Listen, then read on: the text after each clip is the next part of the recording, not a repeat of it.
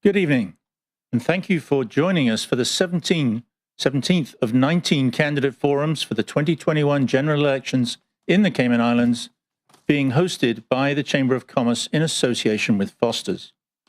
My name is Mike Gibbs, and I have the honor of being the current president of the Chamber of Commerce. I will also be one of the panelists asking the questions this evening, along with Mr. Nelson Dilbert, Vice President of the Chamber. I'd like to begin my opening comments by welcoming Georgetown South candidates, Barbara Connolly and Alric Lindsay, and thanking them for accepting the Chamber's invitation to participate in this forum. Your willingness to appear on this platform demonstrates to voters that you take the democratic process seriously and are ready to respond to a series of questions on the top issues as identified by a recent online Chamber survey. More than 400 responses and more than 200 questions have been submitted via the survey, and these will help to frame the questions for this evening's forum. There is certainly not enough time to ask all the questions, but we will do our best to cover the topics that have been identified as the most important to the Cayman Islands and the Georgetown South constituency. When the Chamber was established in 1965, the goal was to create an organization that supports, promotes, and protects the interests and welfare of its members and the wider community. Being nonpartisan, we have hosted forums every election year since the 1988 election. So for 9 elections, we have provided members of the community with an opportunity to hear from their candidates and educate themselves before Election Day. These forums have taken weeks of planning and preparation, with all the credit going to the hardworking Chamber staff, but would not have been possible without the financial support of our sponsors: Foster's, Affinity Recruitment, Bodden's Legal and Corporate, and DART. So a very big thank you to them.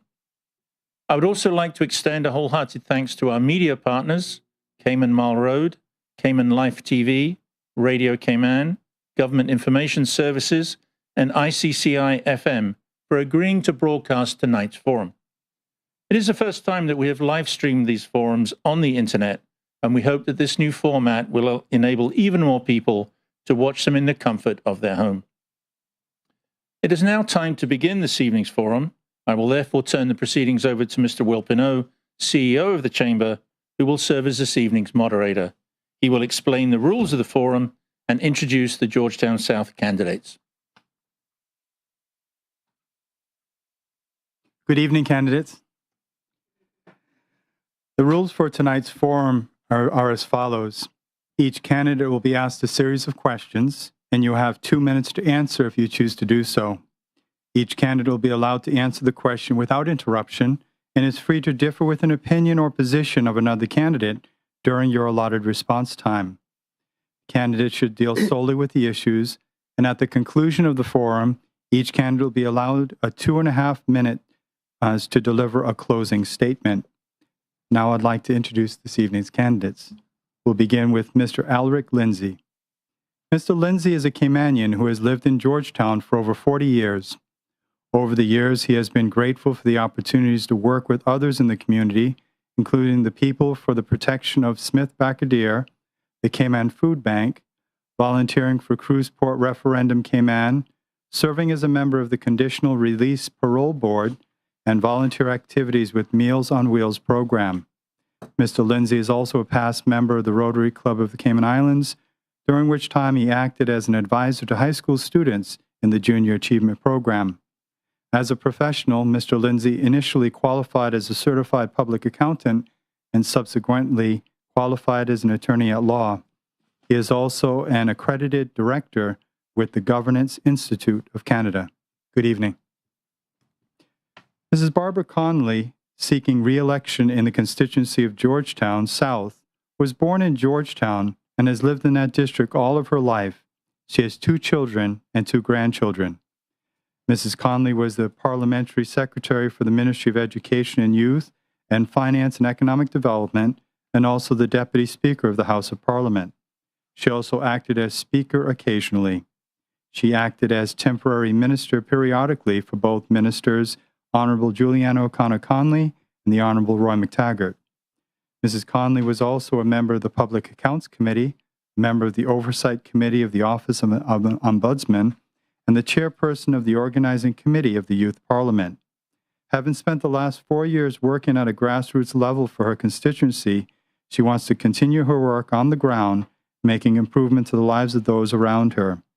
She is not the sort of person to come out with ideas and then delegate to others to carry out. She has much more interest in showing by example. Welcome, candidates. And at this time, we're going to take a short commercial break. And when we return, President Mike Gibbs will begin the first round of questioning. Please stay tuned.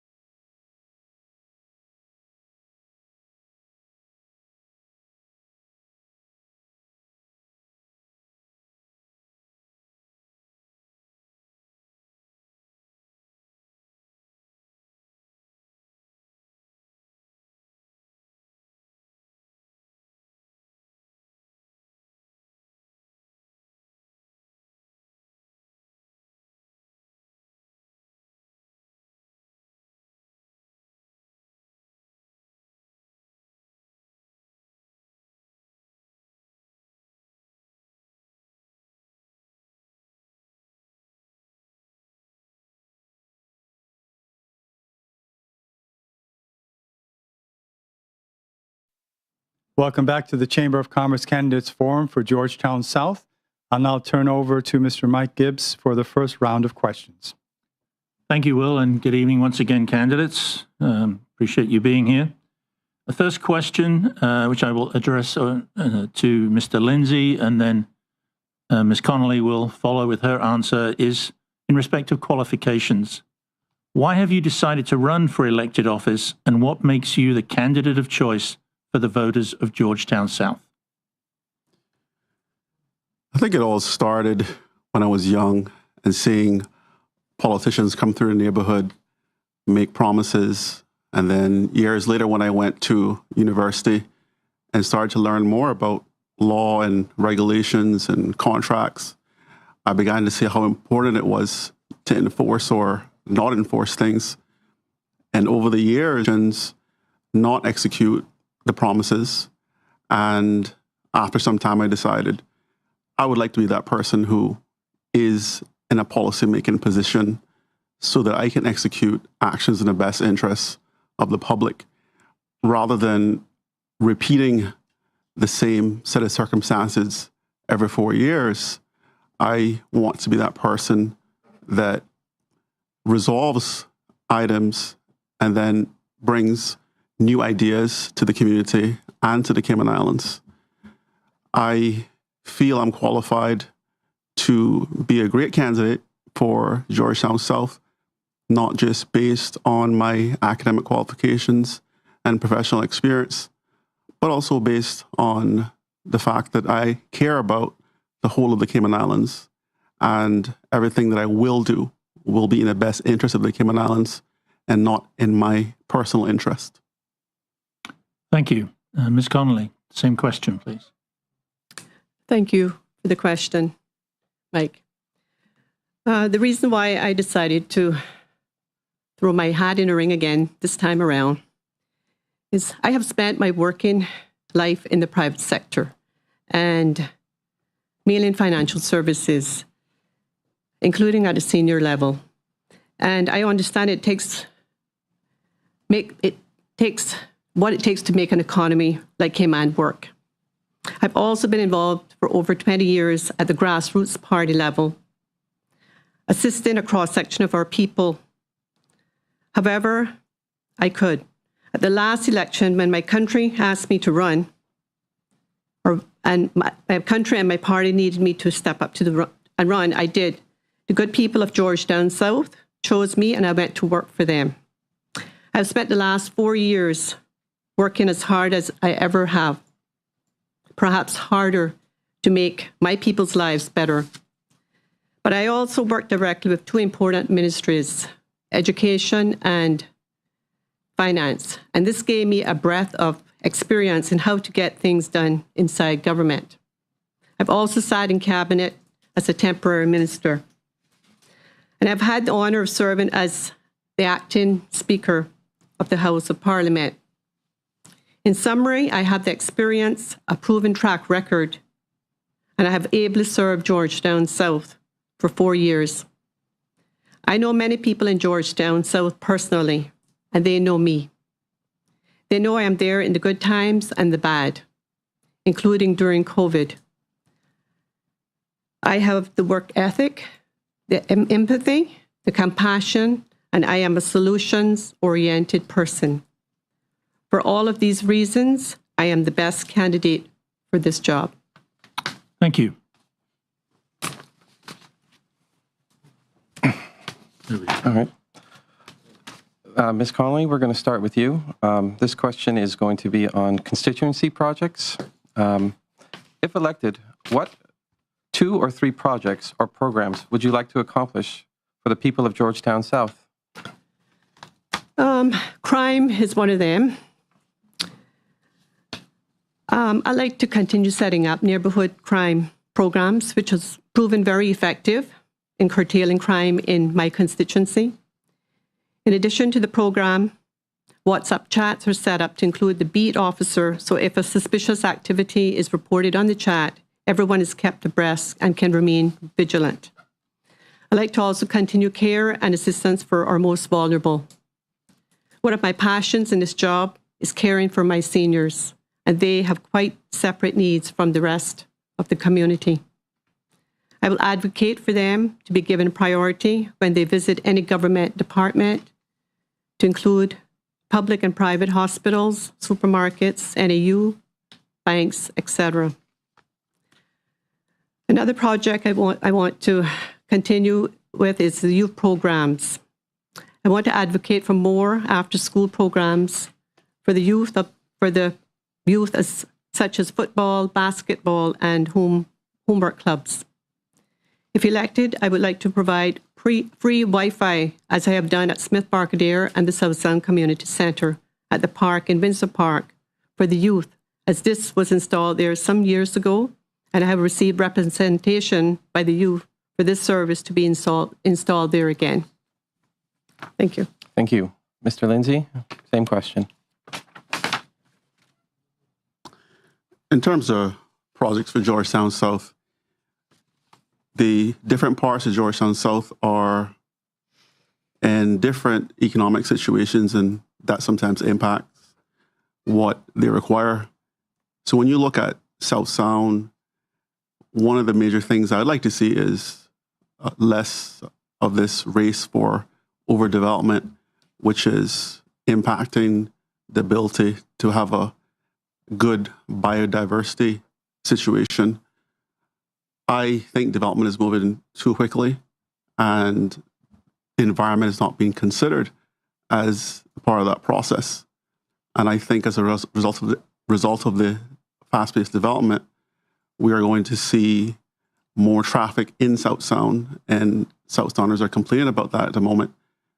So I would like to work towards a solution for traffic within South Sound, and also ensure that a development plan is updated so that we can see how South Sound is going to look in the long term, and we can provide for, proper road structures and proper protection for the environment.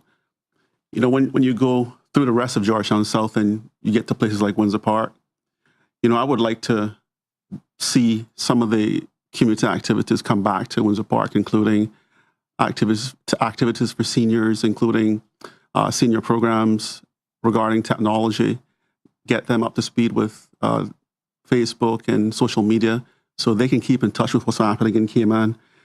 Also, I'd love to see a learning center in Windsor Park. We used to use a church in Windsor Park for after-school programs, and that has fallen off for whatever reason. I'd like to see a learning center so that kids can have a safe place to go and learn. And my overall goal is to actually lift the whole of Georgetown South. And that includes what I just mentioned about the environment and also education for our children. Thank you. Mr. Lindsay, staying with you for the next question, shifting from constituency projects to more national priorities. There are several national issues facing our three islands. please identify one or two issues that you wish to champion when elected. I think in terms of the top national issues to champion, there's so many issues that need to be discussed. My top issue, is the environment, but I also, have a leaning towards education. Since there's so many issues to discuss, I'll just go through human capital. Coming out of the lockdown and going into this post-COVID recovery period, human capital is going to be critical. We need to get our Caymanians back to work. We need to put Caymanians first. Part of this process is going to involve amendments to the immigration regulations, in particular Reg 6, which talks about may have a training program for Caymanians. That needs to be changed to shall have a training program for Caymanians. I think coming out of going into the post-COVID recovery period as well, we need to appreciate that a lot of Caymanians are out of work, a lot of tour operators are out of work. And in that area, I think we need to make some adjustments. For example, the wildlife interaction zones, for example, Stingray City. I think we need to restrict those licenses to Caymanians and other persons who currently have those licenses. But going forward, in the next 36 months or so, we have to grandfather the existing license holders. And then going forward, only Caymanians can get wildlife interaction zone licenses. We have to protect the entrepreneurs that are Caymanians. Also, what I want to see going forward is no foreign cruise ship CEO or related company owning any part of any tour operator in Cayman. I would like to also see an expansion of our vocational education bases so that our children are prepared to go into various vocational areas, and our adults who are in other industries can move into those other industries. Thank you. Ms. Connolly, the same question, please. There are so many important issues. I cannot choose just one to mention. Rebuilding our tourism industry will be hugely important. I do not expect tourism will return exactly as we had been accustomed to, but I'm happy that Moses Kirkconnell has decided to run again so that he can do his part in shaping that rebuilding. We must regain our stayover tourism business and also seek to further diversify our offerings. That is why I'm so happy to see the expansion of our health tourism sector with the addition of 2 proposed large hospitals to serve local as well as international markets. Education is also a very important issue, and I will continue to advocate for further improvements in standards of education with greater emphasis on the reform of early years education. With the rollout of the updated curriculum and the completion of the new John Gray High School complex, the plans to give more authority to schools and parents and developing a new strategy for children under 5, those are key to the performance of our public school students. Infrastructure, health, and environment are all important, and so we must complete the waste-to-energy plant, the mental health facility, the road build-out, and implement a proper national public transportation system.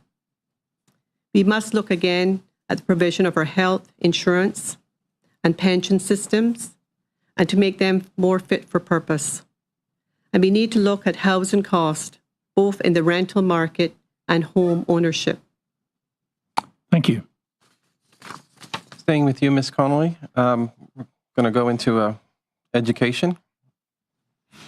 What do you see as being the biggest hindrance to the education system in the Cayman Islands, and how would you propose to address it? Education is very dear to my heart.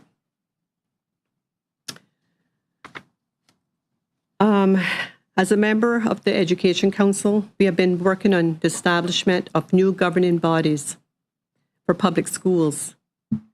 And at the direction of the Minister, the Education Council has developed a plan for a pilot and subsequent rollout of governing bodies.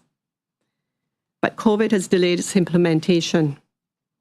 So if I have the honor of being re-elected, I intend to continue this work with the Education Council and to do my utmost best to ensure that the pilot program is as successful as I believe that it will be, that all schools will eventually have its own governing body that works with the Ministry of Education and the Department of Education. Another suggestion would be smaller class sizes. I think that's an issue in terms of why our children, some of our children are falling through the gaps. So students who are demonstrating difficulties, learning difficulties, are having really a hard time. So we need to give attention to that, pay attention to that, and try to assist them in providing smaller classroom environments for that sector of children. Organizing more after-school school tutoring for public school students is also what I would advocate for. Using teachers and volunteers to give private lessons to those students that may require that extra attention. Thank you. Mr. Lindsay, same question. I have done a lot of research, and the favorite person I've researched is John Hattie. And John Hattie focuses on what is effective on learning. So we see a lot of politicians over the years focusing on what Hattie calls the politics of distraction. Distractions are things that are not effective on learning, but which politicians pursue to their death. This includes building more buildings, bigger buildings, constantly changing the curriculum. It's proven that bigger buildings don't have that great impact on learning itself, as we can see from $100 million building built in Frank Sound, and now $160 million being spent on John Gray, with continuing failures in the public education system. So those are distractions that we can't continue to focus on. The things that we have to focus on are recruitment of the best teachers and recruitment far in advance. We need to focus on getting feedback from all of the stakeholders in the process. So these are teachers, school principals, all of the other adults in the school system, parents, students, and policymakers. All of the views of the policymakers must be taken into account if you're going to get to a point where you can properly diagnose, intervene, and evaluate on an ongoing basis to make sure that the methods you're employing are effective on learning. I also think that we need to increase the mental health support that parents and students need. As we know, there are a lot of broken homes in the Cayman Islands. And on the parole board, I've seen one parent in prison and one parent outside prison, and then the child suffers. So I think we need to provide more mental health support for the social and mental well-being of parents and teachers in order for that child to have a chance and in order for him to have success in his learning. Thank you. Mr. Lindsay, staying with you for the fifth question and the last question in the first section before we take a quick break, focuses on to the future of Smith Barcadere. And this is one of the questions that came in through the survey. The plans to redevelop Smith Barcadere were abandoned a year ago this month as a result of community protest. What is your view about the future of this site? I think that the residents were right to raise their concerns regarding the proposed redevelopment. I became aware of the project that was published on the Cayman Bonfire website in December 2019. Not many people were aware of this. People became aware when there was a newspaper article in January talking about the submission of bids and the deadline approaching. We want to maintain the natural state of Smith-Barcadere. If we change it or redevelop it, then we're not going to be sharing the same memories of Smith-Barcadere that we have with our children. I think that the changes that we could do, we need to push back some of those boulders from the side of the road so that it would create space for the handicap to park. And we should also have a Moby mat there so that the handicap can be able to use and enjoy the beach. Going forward, though, the way things are done have to change in terms of, I did a Freedom of Information request, and we discovered there were no minutes kept for Smith-Barcadere. There's no record of the establishment of a valid committee for Smith-Barcadere. We were also told that $250,000 was going to be spent coming from the government and $250,000 was going to be raised within the community.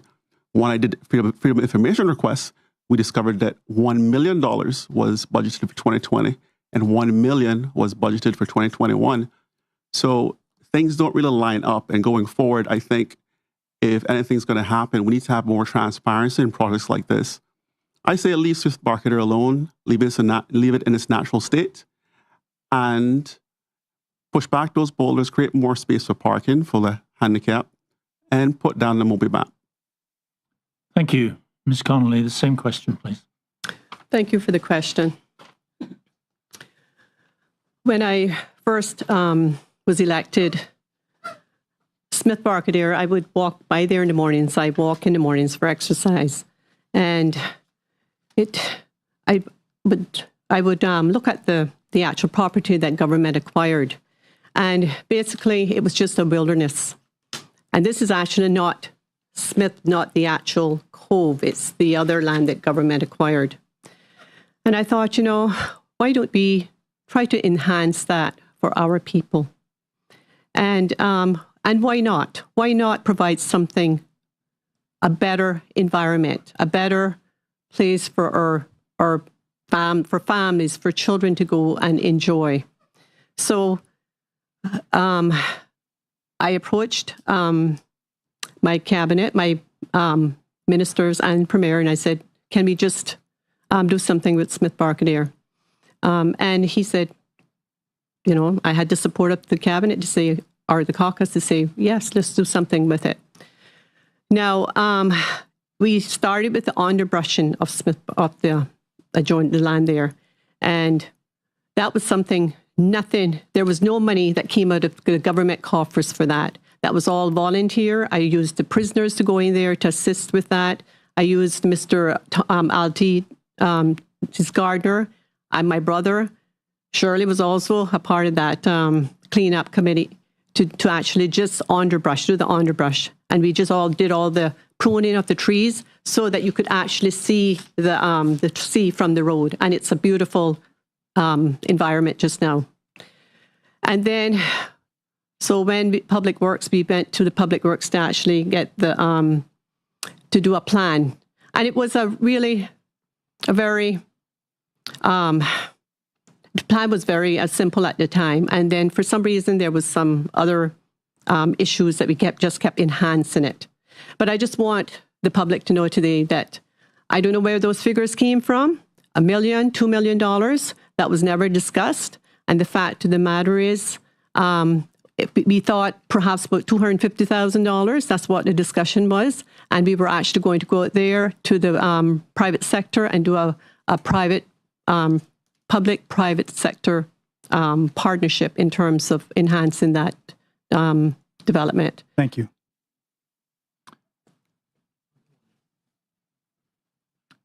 Thank you, Kenneth. Gone through the first 5 questions.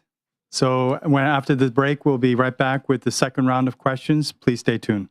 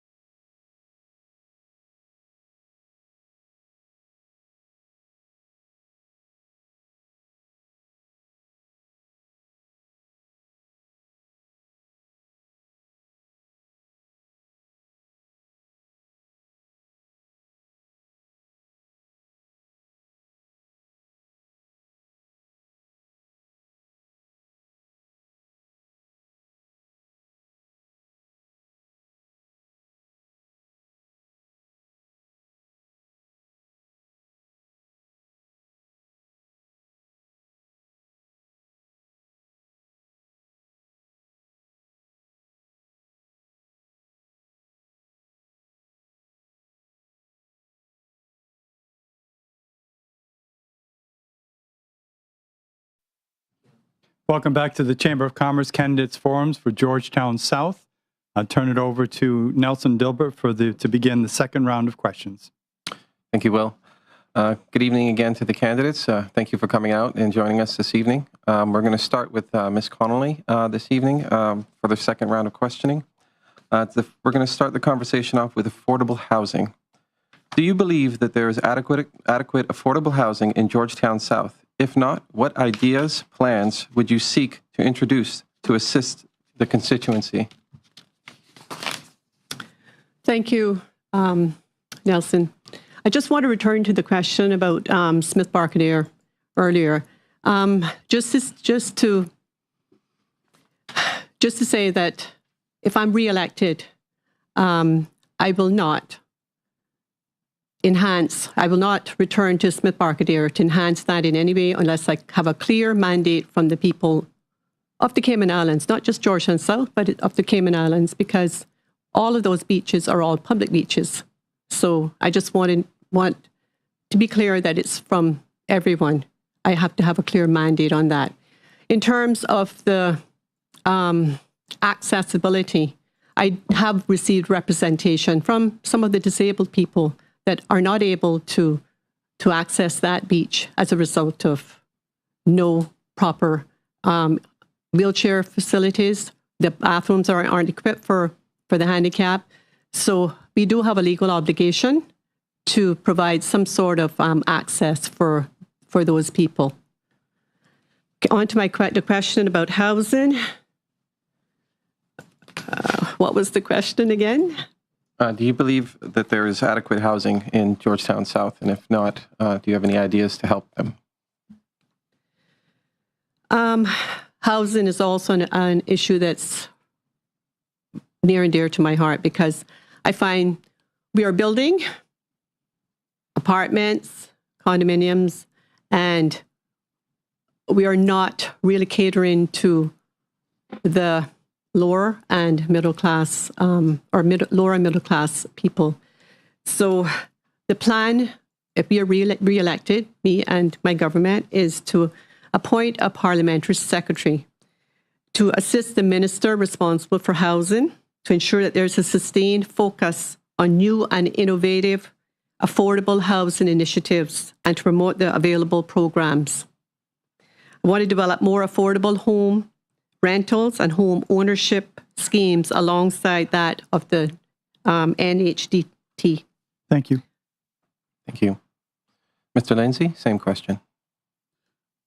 First, I would like to clarify where the numbers came from, the $1 million for 2020 and the $1 million for 2021 for the Smith Barcadere redevelopment project. That came from the Ministry of Planning, and it is in writing, is in response to a Freedom of Information request.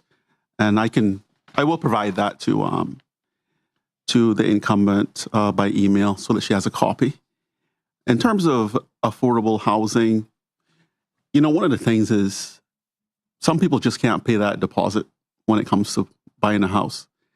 And one of the ideas that I have is to just have that deposit waived, because that is the only thing sometimes that's preventing someone from getting home ownership. They can make the payments, but they just can't get a deposit done. One thing we see overseas is high-rise complexes.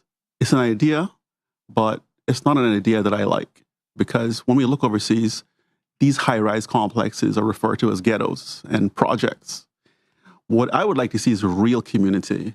So not just your typical Frank Hall type home, but real communities where there's a learning center, where people can actually improve their skills, trade, library, communal gardening, so that it is a place where people get lifted and you don't return home to a ghetto. You return home to a place which increases your social and mental well-being. One of the other ideas is container homes. My friend just moved into a container home. The only issue with that is how is it going to fit in with the zoning of the relevant area, and whether or not it's going to change or affect the market value of the homes in that area. So container homes is also a good idea, but we have to look at what the long-term development plan is for all these communities in order for that idea to fit in. Thank you. Mr. Lindsay, staying with you for the next question, focusing now on traffic. South Sound Road receives a high volume of traffic, with much of it coming from and to the eastern districts. The road is narrow and unsafe for pedestrians and cyclists in several locations, with several people being knocked down and seriously injured. What would you propose to improve conditions along this roadway? So, first of all, the overall issue that we have with traffic is complicated by the lack of a development plan. So we had a development plan dated 1977. That was updated to 1997. It's meant to be updated every 5 years. So 1997 to 2021, it's a long time. It's a little bit more than 5 years. So what we have is an out-of-control development that is not taking into account the impacts. One of those impacts is traffic. If you look at all the developments planned along South Sound Road now, and there are several, including by Hurley's roundabout, all that was done without properly thinking about the impact on South Sound. What's going to happen now is a lot of traffic is going to be unloaded onto South Sound Road, and the traffic problem is going to get worse rather than better. Now, there are a lot of solutions for traffic in Cayman as a whole. Obviously, we encourage carpooling, encourage people who live or who work close together to just carpool. I know that's not really our culture, but we have to try. We have to really improve the public transport system overall, but it has to be reliable 24 hours. I also see other methods in other countries like water taxis, for example, where people go from the coast to the town area. But whatever method that's used, you do have to have an excellent public transport system for it to work. But that's an overall picture of traffic in the Cayman Islands that it affects in all areas. But the major thing that's going to hit South Sound is if that pace of development continues without a proper updated development plan, South Sound is going to be in pain for a long time. Thank you. Ms. Connolly, same question, please. Thank you, Mike. I just want to return to the housing issue. Mr. Lindsay stated that the deposit or people can't afford the deposit on their home or apartment. But I just want to state that for first-time owners, the government now waives the stamp duty for first-time owners up to $400,000. And if we are re-elected, we plan to increase that to $500,000. That's in our manifesto. So in that case, I think that would assist our first-time homeowners in purchasing a home. With regard to traffic, I know that's the one complaint I get from my South Sound people is traffic, the traffic issue there. And I know we continue to build roads, and that really is not the answer. I think we really have to look at a proper, modern, national public transportation system. That is absolutely mandatory in order for us to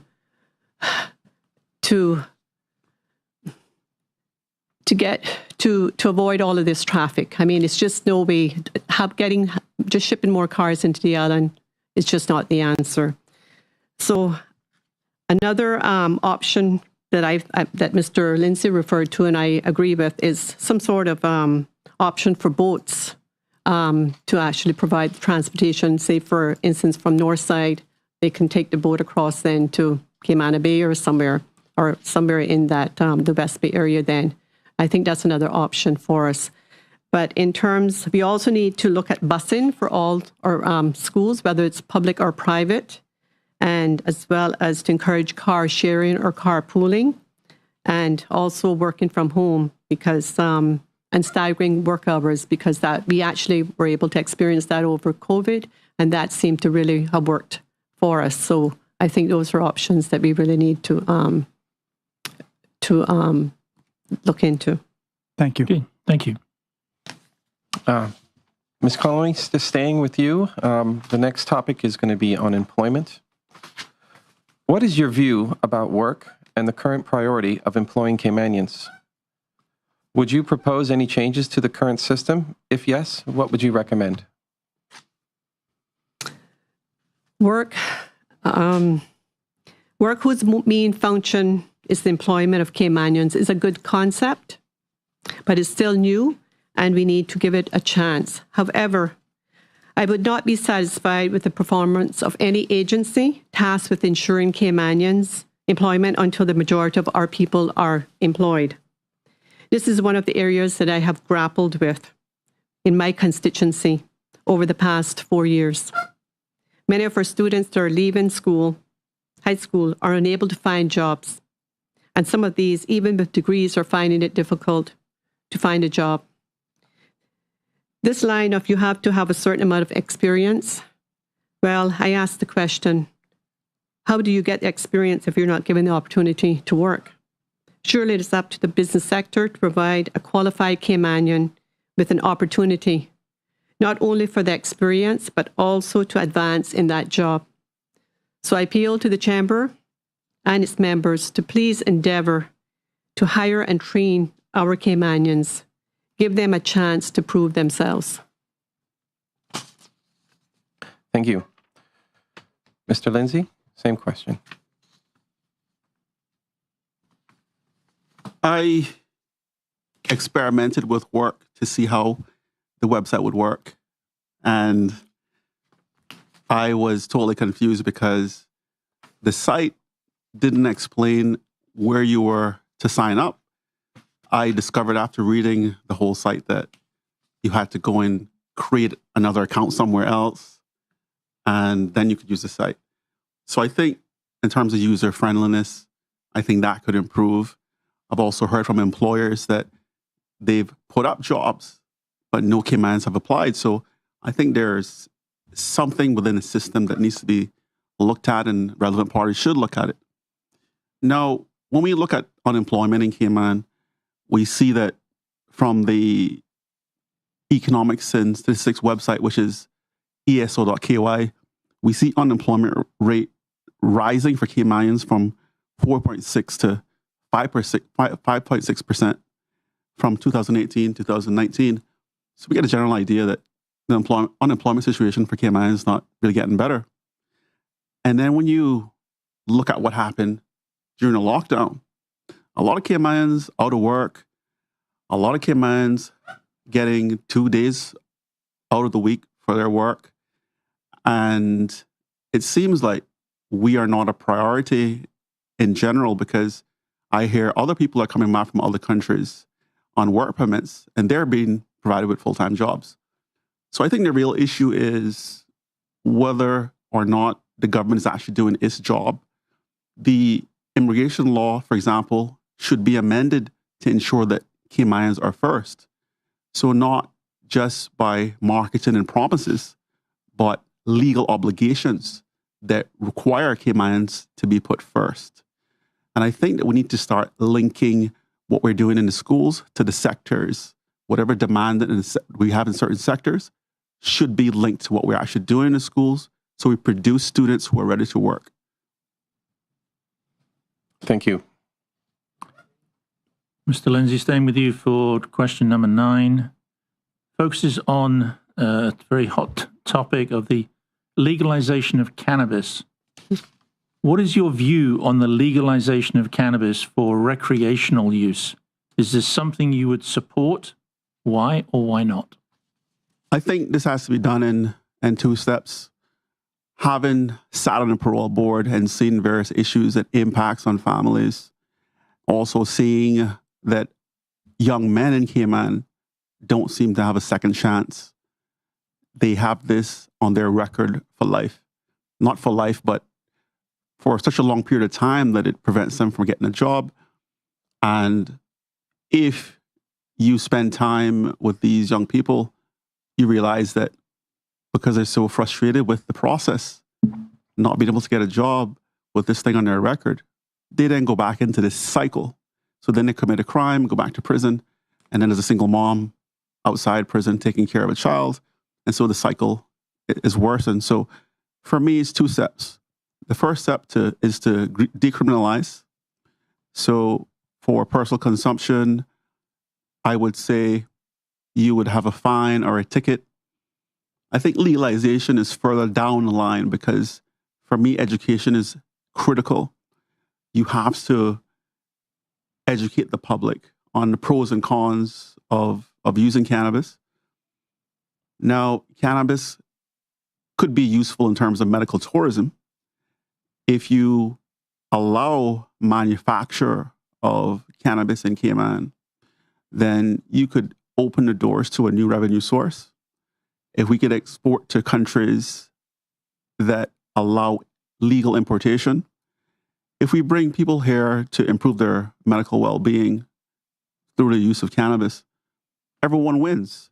The person has to go to the hospital, so the doctors win. They have to get in a taxi or rent a car, so the taxi or rental car company wins. They have to stay somewhere, so the hotel or Airbnb wins.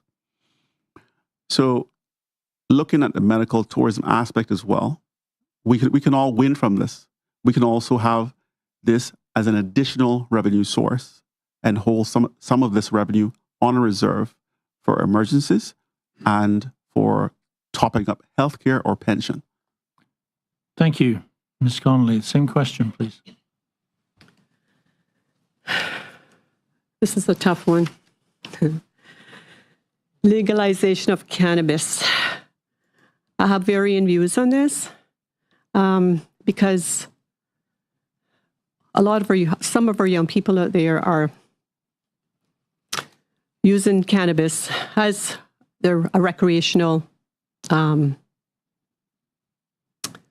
use for recreational use, and if they are prosecuted for that, they go to prison for a year, 2 years, 3 years, whatever. And like Mr. Linson said, then they get a police record, and then they can't get a job, and they can't.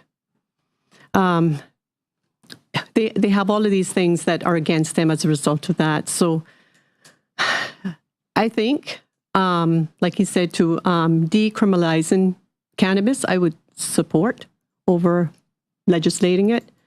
But I really think that that's something that we have to revisit as a government and as a country to determine the best way forward for our children, because unfortunately, or fortunately, it's something that a lot of our young people are participating in, and we have to really think about their future and what is in it for them in terms of employment and other opportunities for them if we just continue to leave it the way it is. Thank you. All right. This is going to be question 10 and our last question for this section of the forum. It's going to touch on the revitalization of Georgetown. This is going to start with you, Ms. Connolly. What is your view of the current Georgetown revitalization project? If elected, would you continue with the project, or would you take a different approach? If yes, please explain. I certainly would. If I'm elected, I certainly would agree to continue with the Georgetown revitalization project. I think Georgetown is a ghost town just now, and we really need to revitalize it. We need to bring more life back into Georgetown, and whether it's providing the multi-story the buildings that you have the residents upstairs and a business downstairs, or whether you just we just need the activity back in Georgetown, because a lot of the businesses are moving to Cayman Bay or outside of Georgetown, and we really, when I grew up, Georgetown was the in place. It was the place that we went to for entertainment on a Friday night. We just had, that was our meeting place in Georgetown. So my view on that is we have to continue to work on revitalization Georgetown, and also to provide some green areas there, and also with the park that we've just broke ground on over by the old tower building. That's also going to be a green space, and that's for the seamen. And I think that's a very good idea for our seamen to have that erected there for their enjoyment, as well as for everyone on the whole. Thank you. Mr. Lindsay, same question, please. I think that revitalization certainly sounds good. And it's something we've been talking about for years. However, I think that we're going in the wrong direction, because if we don't update the 1997 development plan, and if we don't think about how we want Cayman to look in 20 years and 50 years, then we don't know how this revitalization is going to fit into our long-term plans. So I say plan first, plan long-term first. Let's decide as a people how we want Georgetown Harbor to look, how we want downtown to look. Let's decide that first, make a long-term plan. Then we can think about how new entertainment fits into Georgetown, downtown. How activities like having a total pedestrianized street on the weekends, for example, having local food, having local music. One of the other issues I think needs to be taken care of before we beautify Georgetown is we hear about the wastewater that is escaping into the harbor. And I think we need a proper wastewater treatment technology and treatment. So there are many different ways to treat wastewater. So there's physical wastewater treatment, there's chemical treatment, there's biological wastewater treatment, and there is sludge treatment. So I think we need to get a proper treatment in place. You know, when you talk about physical water treatment, you're talking about sedimentation, you're talking about aeration, we talk about biological processes, we're talking about aerobic processes, anaerobic processes, and composting. So I think we need to get that right in order to make sure we are rebuilding in the correct and safe environment. Thank you. Well, thank candidates. We've gone through 2 rounds of questions, and now we're going to take another short commercial break. And when we return, we'll come back to the 3rd round of questions. So please stay tuned.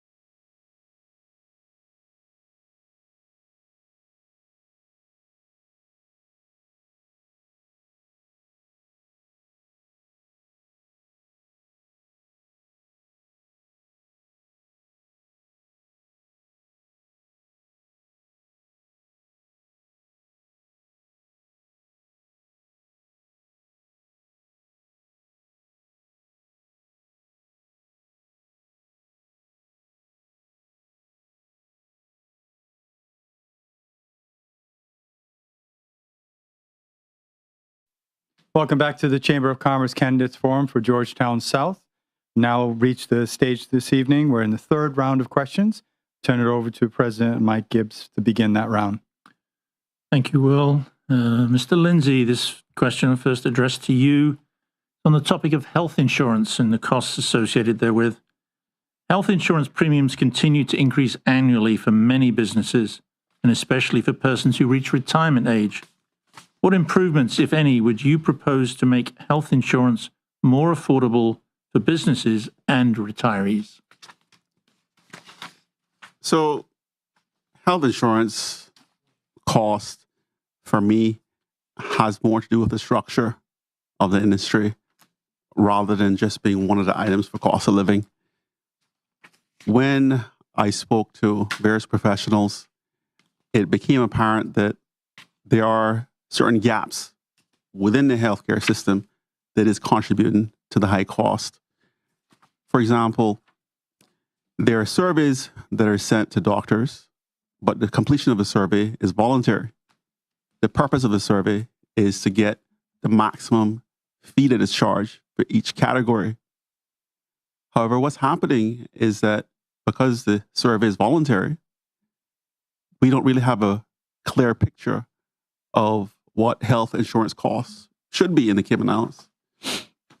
I think one of the solutions for me is to not just have the health insurance company get inspected by SEMA or undergo an audit, but also to get the doctors to undergo an audit, which is split into two areas.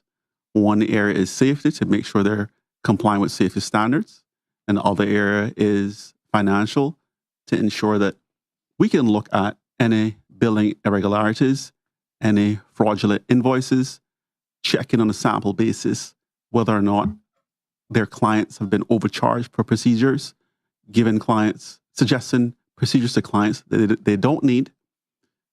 And in turn, the doctor then charging the maximum he can charge to the health insurance company to recover, and then also charging the patient.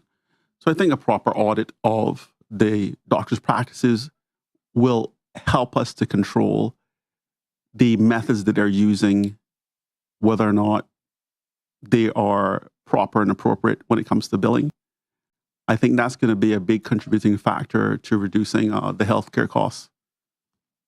Thank you. Ms. Connolly, same question, please. Yes, health insurance, and the issue I have with health insurance is for the elderly, because generally when we need insurance, health insurance is when we're retiring, as opposed to when we're starting a job. So basically, that is when our people really need health insurance. And a lot of us, after we are retired, our employers, our former employers, do not cover us anymore. This is cut off, and we end up having to go to Cineco. And with that very basic plan from Cineco, it's just not covering anything for our seniors. And I really propose that, and it's also costing, and if the seniors actually go and get another plan from the private insurance provider, then it's quite a tremendous amount of money. So they just can't afford it. So they have to revert back to Cineco. So I think if I'm elected and the government that I'm involved in is elected, we have to really explore other options in terms of decreasing the insurance, health insurance, that's actually affecting more our seniors as opposed to others in the business place. And we actually have to have real strong discussions with our health insurance providers to determine whether they can assist with decreasing the rates particularly for our seniors, for anyone that's over 65, because that's really when they need the health insurance and they just can't afford it. Thank you. Staying with you, Ms. Connolly, our next topic is going to be on youth matters. What do you regard as the top two issues facing our youth today, And how do you intend to address these concerns?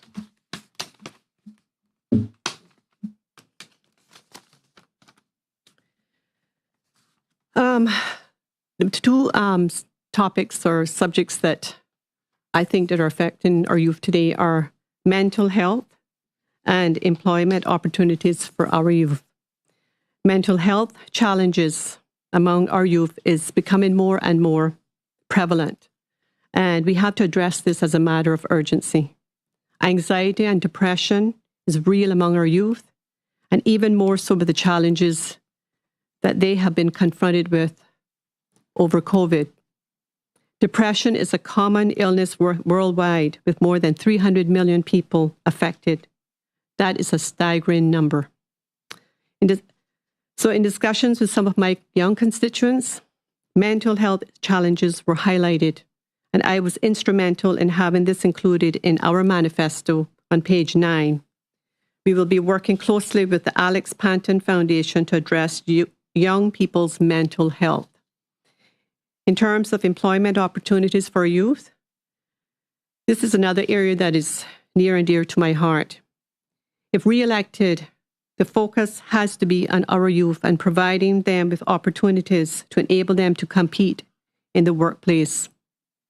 We have to do more to open up technical and vocational opportunities for our young people, and our manifesto commits to the next Alliance government to the creation of a national skills strategy that will upskill and reskill our workforce. It is vital that the approach we take in schools dovetails with that strategy. The result will not just be in traditional trades such as construction and hospitality, but also the development of apprenticeships linked to the new innovation hubs in digital industries and health sciences. Thank you. Mr. Lindsay, same question, please. Through COVID, we saw so many issues affecting our youth. I remember going through West Bay and seeing families that couldn't connect to the internet because they didn't have Wi-Fi. And even if they had Wi-Fi, some of them didn't have the proper equipment. So we took on a task of raising money and spending some of our own money to get them laptops in various schools. So I think some of the issues have to do with a lack of long-term thinking to make sure that our students are properly equipped in the first place. I think that when it comes to employment, our youth are struggling with employment primarily, again, because of a lack of planning. And why I say this is that we should have had a vocational diploma a long time ago. We should have not just focused on financial services and had a traditional high school diploma. The traditional high school diploma does not accurately reflect the skills of our children. We need to have a vocational diploma where when that child graduates from high school, he has a skill or trade that he's graduating with, and then he can move on to an advanced trade school. We can have professionals come into the existing high school to teach those vocational programs. That is so that they can have the relevant practical experience and knowledge shared with them so that they are actually ready to work. I say this because some employers say that our Cayman students are not ready to work when they arrive in the workplace. This could significantly impact and change that. And the answer is not building bigger buildings or constantly changing the curriculum. It's actually doing the things that are effective. Thank you.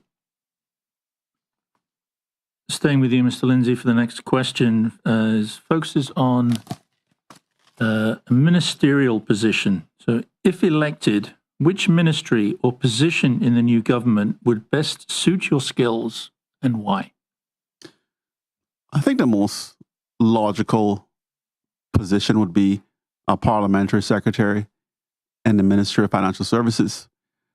I think once I learned that role, I think I could look forward to being a minister of financial services. I would not want to jump into a role without having that background as a minister or as a government member. So I think my ambition is not to jump into a ministerial seat. However, if that is what the group of people that are elected want me to do, and if that is in the best interest of Georgetown South and the Cayman Islands, then I would entertain it. My background is in financial services. I, do keep abreast of all of the things that are impacting us, including our recent inclusion in the FATF gray list. And although we were taken off the OECD blacklist, we are in danger of falling under new criteria being developed by the EU Council that will place us on another blacklist. So I think if I am in the financial services ministry, having my experience and background, I'd be able to make suggestions such as getting members from the private sector to be involved in this process. So get senior members, senior lawyers, senior accountants to get seconded to the government. Then they can talk to the guys in Brussels. They have the practical experience. They have the know-how. They can make decisions that are in our best long-term interests. We also need to have partnerships with small member states in the EU and also other offshore jurisdictions that are being pressured by the blacklisting threat. Thank you. Ms. Connolly, same question, please. I've actually worked, I was a councillor or parliamentary secretary in the Ministry of Education and also in the Ministry of Finance and Economic Development.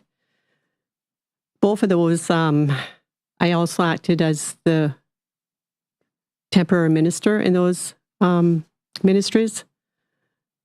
So I think I'm experienced that I could actually take on one of those positions. Possibly as a parliamentary secretary again, I'm not really sure. If the issue with me being a minister would take me away from, I see what the ministers and their responsibilities are and how they're not able to really service or assist their constituents the way they should. They're just so involved in their ministries. So I think it depends on what the government and indicates or suggests that I do if I'm re-elected and we form a government as to where I would be best suited. Community affairs would also be an interest for me because I'm also very passionate about my elderly. So, and I work a lot with my elderly, and even in my constituency, I'm on the ground with my elderly most every day. So I think that would also be an area that I would focus on. So that's kind of my skills in terms of community work and stuff would also allow me to be very comfortable in the Ministry of Community Affairs. Thank you. Staying with you again, Ms. Connolly. This one is going to be on constitutional reform. Would you support a constitutional provision which allows electors of a constituency to recall their elected member of parliament? Why or why not?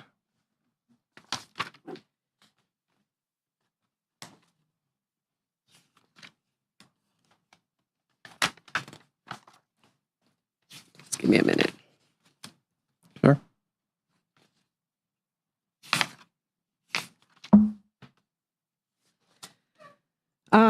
We have implemented the Standards in Public Life Act, and I would like to advocate that we provide a provision in that to include a code of conduct for parliamentarians. We're a small community and a small parliament, and therefore the ability to do any kind of recall needs to be carefully considered. what is of utmost importance is to have a stable parliament. And a recall of a member of parliament would indeed have to be carefully considered and advice sought on that issue. Thank you. Mr. Lindsay, same question. Yes, I would support a constitutional provision which allows electors from a constituency to recall an elected member of parliament. I believe there are two ways to do this. One is allowing the voters in the specific electoral district to do the vote. The issue with that is the person may be so popular in the electoral district that they may not remove him. So the other way I suggest is that you have all voters participate in the recall vote. Why do I suggest this? Because the actions of the minister could impact the entire Cayman Islands, the reputation and the stability of the Cayman Islands. In relation to the Standards and Public Life Act, the issue with that is in 2014, it contained wording that said a breach of the principles shall be contempt of Parliament. 2016, a change was made to say a breach of Parliament may be contempt of Parliament. So it shows a pattern of not taking accountability seriously. By changing wording from shall to may is clearly running away from accountability. One of the other things I think we need to do is have a written code of conduct. At the moment, what we're doing is relying on the UK House of Commons code of conduct where we don't have one. We need to also amend the Constitution to have different disqualification provisions so that we can list more circumstances where a person cannot run for office, including in this case, a violent assault. Thank you. Mr. Lindsay, for the last question in the third round, staying with you, focusing on the elderly, is would you recommend or support additional programs to assist the elderly population in the Cayman Islands in general? If yes, please elaborate. Oh, definitely. I mean, the people that have worked so hard and, sweat and tears should not have to have sweat and tears in their old age. When I've traveled, I've seen the elderly treated with a lot more respect than I've seen in the Cayman Islands. When you're in a line in another country, the elderly and the pregnant go first in the line. Perhaps that's probably cultural in other countries, but it's a place that I think we need to go. Every establishment here, there should not be an elderly person that has to wait in a line. They should be at the front of the line. I think in connection with my ideas to have additional revenue sources, we need to have those revenue sources used to create reserves so that we can top up pension for elderly.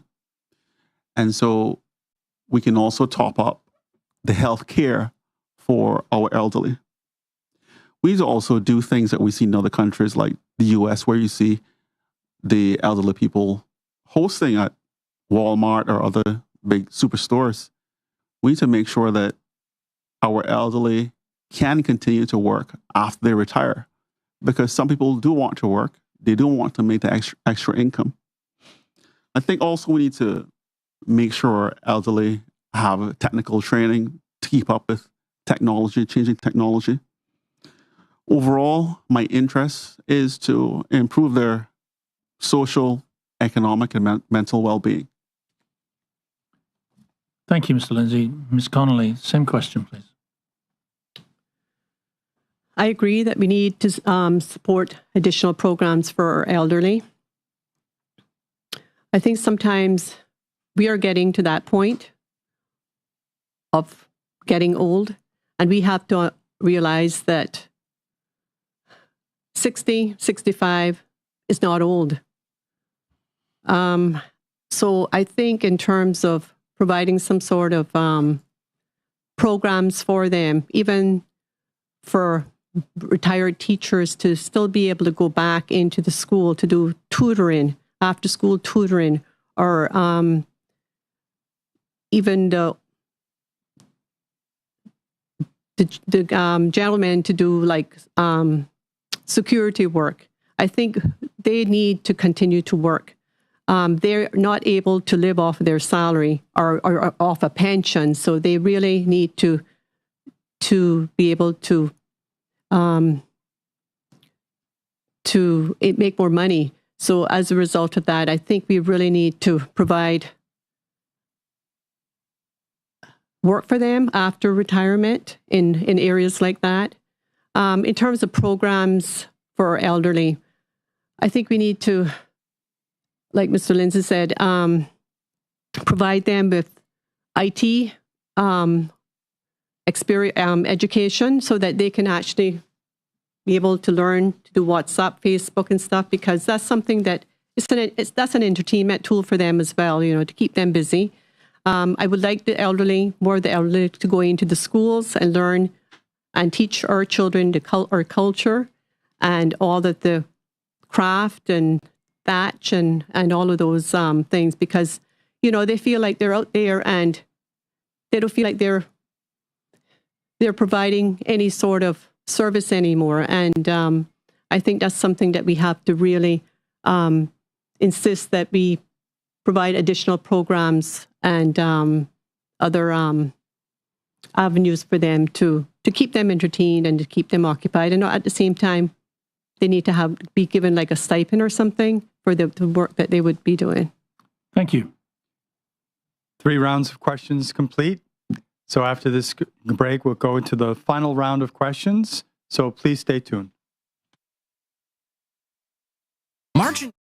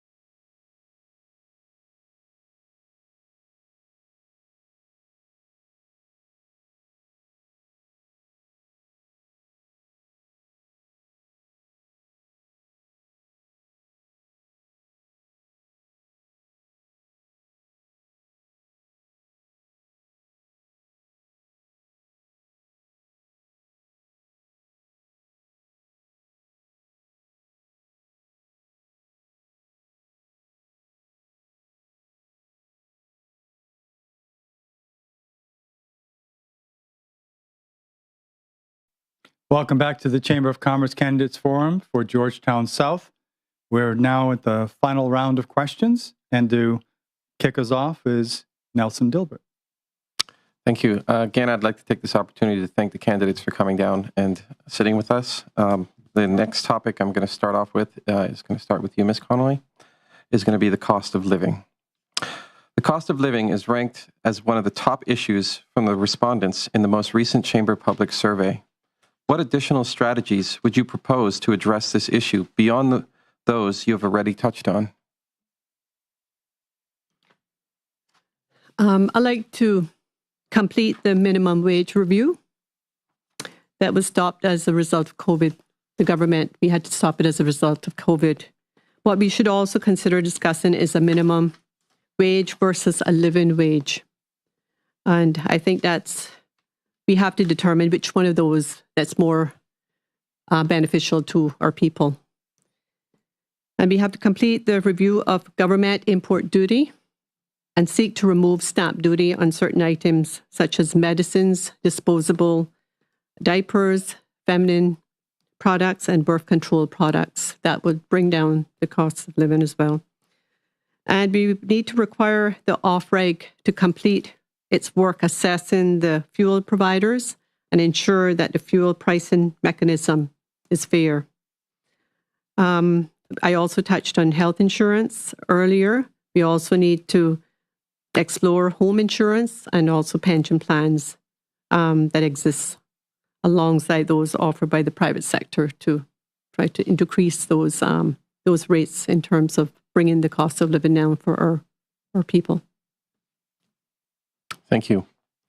Mr. Lindsay, same question, please.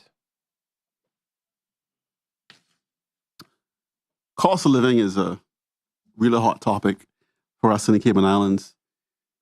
When we experienced the lockdown, we also saw world gas prices fall. Unfortunately, the prices in Cayman Islands did not fall initially. They later fell by 20% at the pump. We were told that since we hold all of the expensive gas, that supply had to finish first, and then the price would go lower. The truth is, OFREG has the power to regulate gas prices, both at the pump and what is reflected as a fuel factor on your electricity bill. The fact is, OFREG is not doing its job. If elected, I will ensure that OFREG is restructured so that we have members of a board who are actually executing their duties in the interests of the public. Now, other than OFREG and possible restructuring, some of the other things that we need to look at is solar. We have these large government buildings that have a huge footprint. We have a lot of warehouses that have a huge footprint. There's no reason why solar shouldn't be used on those buildings. I also believe that we should allow solar providers to produce excess solar and also allow them to pass on those credits to low-income communities to remove the burden that those low-income communities may feel as a result of high cost of living. We also need to remove the conflicts of interest between our electric provider and our ministry, because if we don't remove conflicts of interest, what we're going to have is our electric provider, which is the current monopoly, becoming the monopoly for renewable energy. Thank you. Mr. Lindsay, staying with you for the next question, focuses on the marine environment. The question is, several local species of fish that we love to eat are on their way to extinction from overfishing. Will you support a ban on shoreline fishing so as to restore this precious aspect of our tourism attraction, food reserve, and new sand production? So, in terms of marine parks, we know that National Conservation Marine Parks regulations was recently gazetted. And so when we look at all the different zones that are now marine park zones, all expansions, that will, increase our natural capital. I think that will allow our fish to have a chance to grow, in particular, parrotfish and groupers. In relation to the parrotfish, we understand that it's a parrotfish that's actually producing sand. So if we ensure that these new expansions to marine parks are adhered to and maintained, we'll give a chance for the parrotfish population to grow. We also have to make sure that we think about our Caymanian fishermen, because this is what they do for a living. This is how they feed their families. So we have to have ongoing consultation with our Cayman fishermen as well to ensure that although we've expanded the marine parks, although we have increased our natural capital as a result, we also need to ensure that they're getting enough to survive. And this has to be an ongoing conversation. I understand the necessity to increase the natural capital marine-wise, but we also have to have this continuing conversation with our fishermen to ensure that their way of life is not impacted. Thank you. Ms. Connolly, same question, please. I don't think we should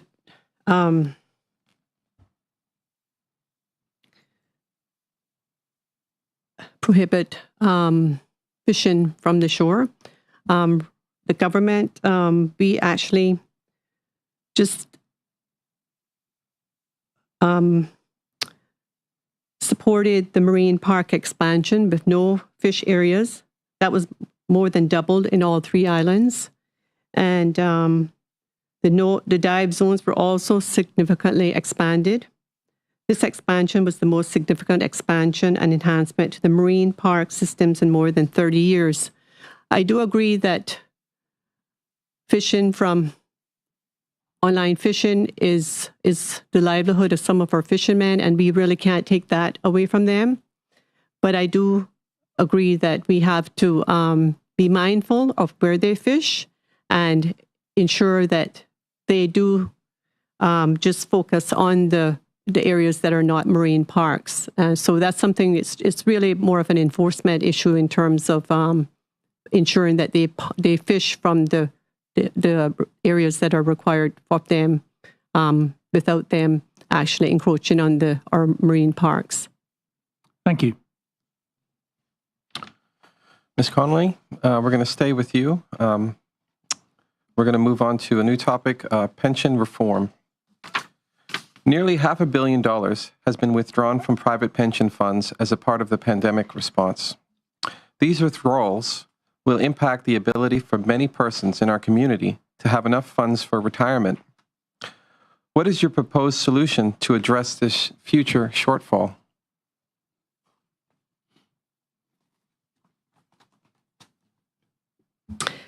Even before these withdrawals, there were concerns as to whether the current pension regime was truly fit for purpose. It's almost impossible for our people to actually live on what they're getting now in terms of their pensions. They receive $1,000 a month, and they're supposed to pay for health insurance, and then they have their expenses. It's just not practical. So among the progressives and the Alliance in our manifesto, we are looking at a more affordable option for pension plans that can exist alongside those offered by the private sector, because we can't continue the way we're going with pension funds after these withdrawals now. Our people are just not going to have adequate funds to live, and they're actually living longer lives. So at the end of the day, when they've depleted their pension funds, then they have to revert back to NAU or their families. So it's just not sustainable. Thank you. Mr. Lindsay, same question, please. So what is the proposed solution to address future shortfall? I think I keep mentioning the same issue of lack of planning. If we had planned properly and planned long term, we would have had additional revenue sources other than financial services and tourism. We look at a place like Trinidad, which has a Heritage and Stabilization Fund, and that is funded by oil reserves. If we look at Cayman, if we can create a sovereign wealth fund where sectors and different industries would agree to contribute to the fund, the money on the fund would be used for emergencies, natural disasters, top-up pensions, top-up healthcare. The ideas that I have for pension are based on several levels. There would be a guaranteed level on the basis that we have an additional revenue source, on the basis that we have a reserve in place. The levels would be one, a guaranteed level for people who are earning $3,000 a month or less. They would get a livable guaranteed pension amount. The next step would be occupational pension, which would be a percentage of their salary. And in this case, since we have a guaranteed pension in place, the occupational pension payment would be a little less than what it is now. The next level is premium pension, which would allow you, if you're earning a higher salary, to put a premium on your pension. I also think that we need to start investing some of these pension funds in infrastructure here so that we can have a tie to what we invest to our well-being. We can see the benefits immediately from our pension investments. Thank you. Question 19, Mr. Lindsay, staying with you, focusing on the cruise industry. Question is, what are your views on the future of the cruise industry in the Cayman Islands? No mega cruise ships for the Cayman Islands. There were a lot of things that were considered at the time that the CPR group were discussing infrastructure, employment, transparency, and other issues with the expansion to the cruise berthing facility. We were told that the project was dead in the water, and even though the people won the right to referendum vote, that was not allowed. I think that the right to referendum vote was not allowed because the project is not dead in the water. This is evidenced by the amendment to the port regulations, which include this port anchorage zone in the same area that the CPR group and other people had identified as having protected species. So you've changed an area that was an area for protected species to now a port anchorage zone. That is a signal that while the government is saying that it's dead in the water, that they may have plans to do that cruise berthing facility expansion. There are many flaws, many. We haven't considered the impact on infrastructure. For example, what's going to happen to all the traffic downtown? We haven't considered the ownership of the port. For example, they're saying that the port will remain and run by the Port Authority, but we know the power of cruise ship CEOs and their influence on what happens on that port.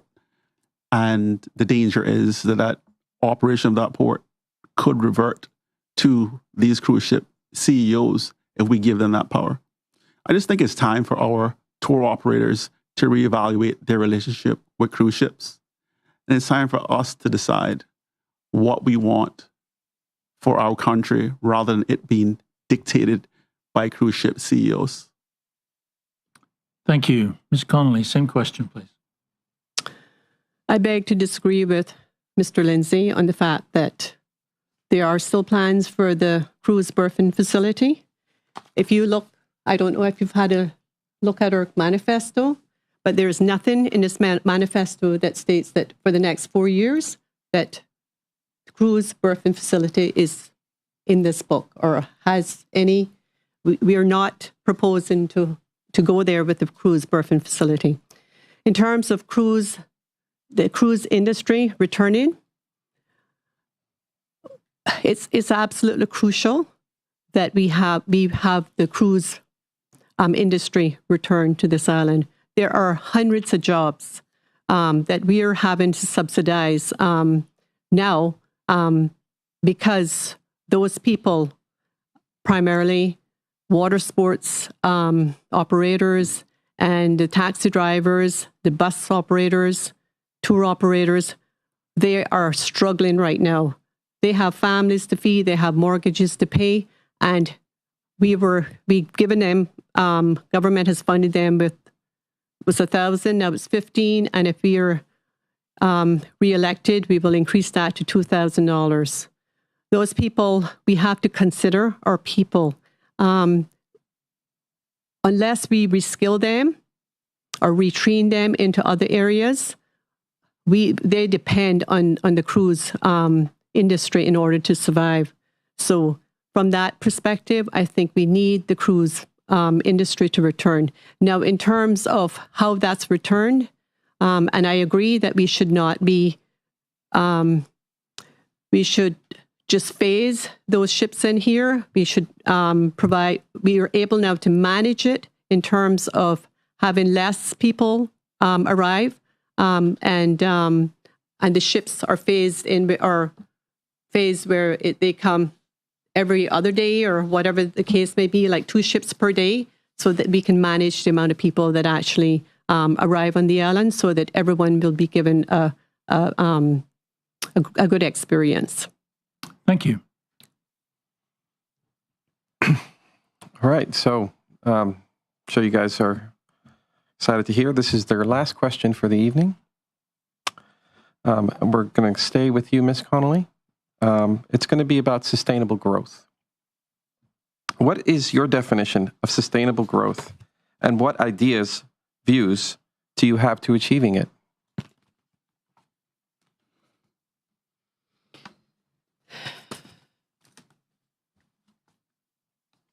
Sustainable growth. Is that in terms of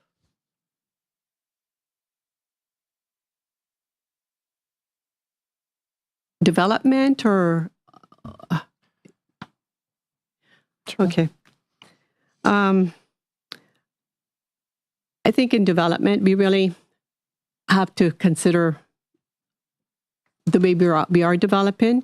And Minister Hugh has the plan Cayman, which is actually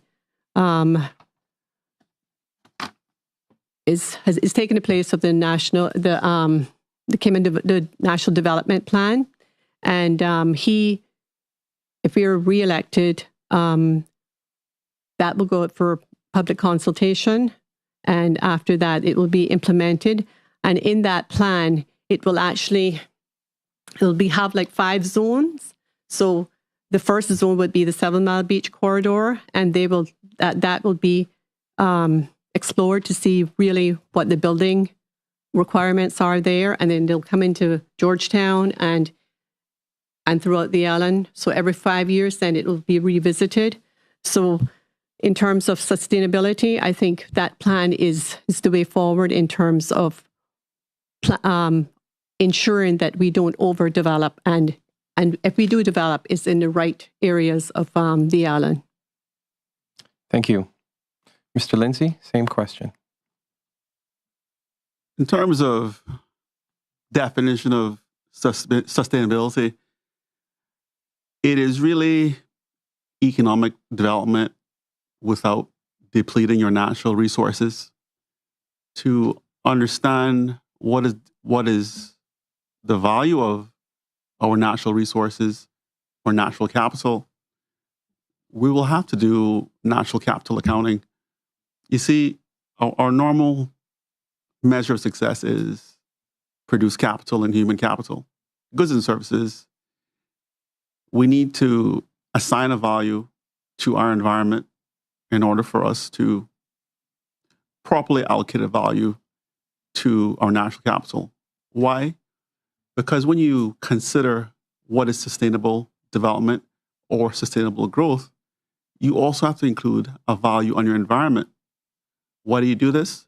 Because when you make a policy decision and you say our mangroves are worth $10 trillion, and if you remove a certain amount of mangroves, then it's going to be a financial figure that you're going to be thinking about before you make a policy decision, rather than just to allow mangroves to be cut down, cleared, cement poured on them without consequences.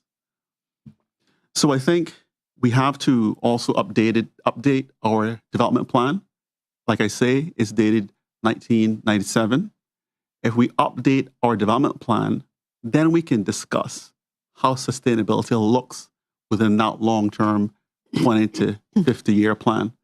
That development plan must include in the definition of sustainability our natural capital, maintaining our marine environment, expansion in terms of parks, and also on land having increased protected areas.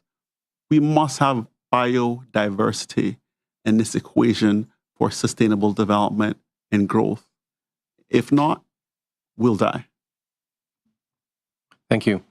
Well, thank the candidates. We've gone through 20 questions. You've answered all the questions. So right now we're going to go to a short commercial break. And when we return, each candidate will deliver some closing remarks. Please stay tuned.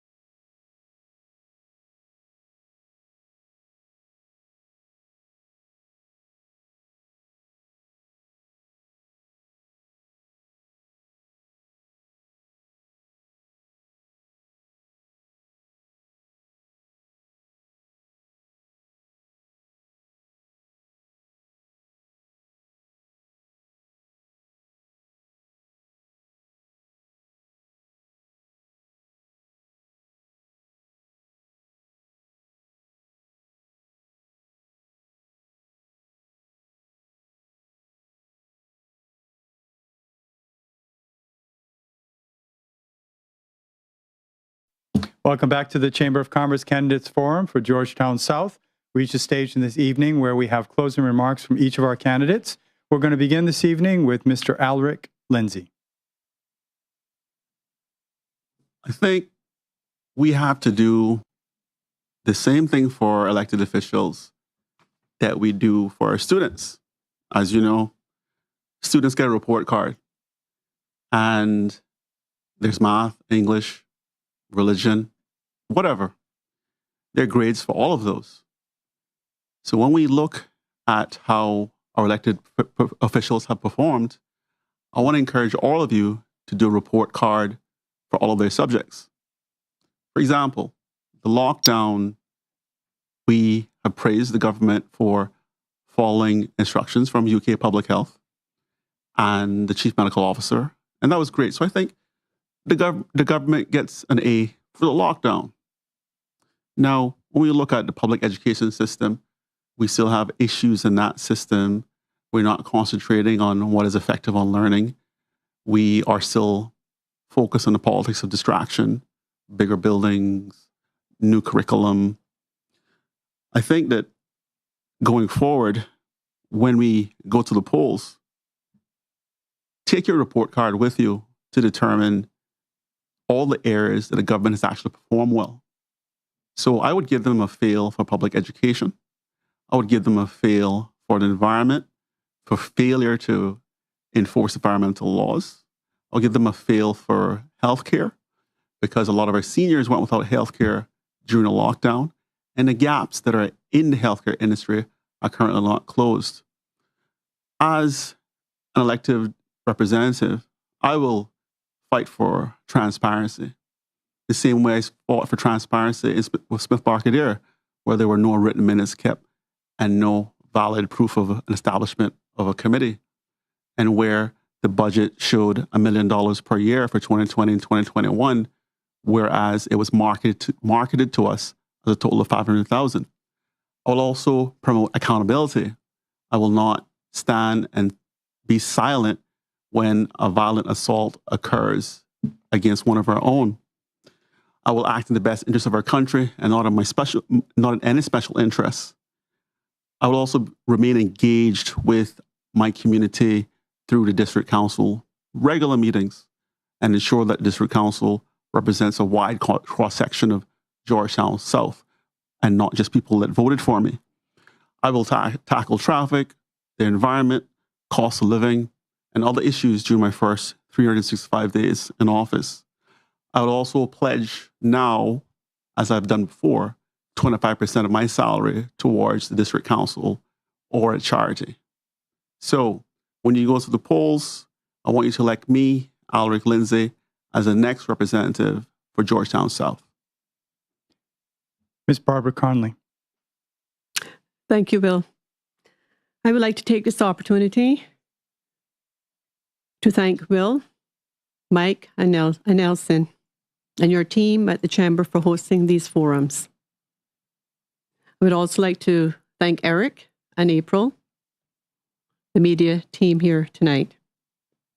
I would also like to thank all of the sponsors and the public for tuning in to this show tonight.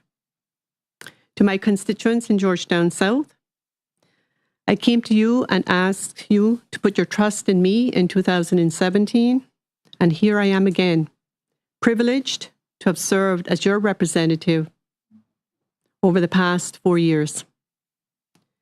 Going forward, I will continue to listen to your concerns and action them accordingly. I will establish a constituency council to take representation to the next level.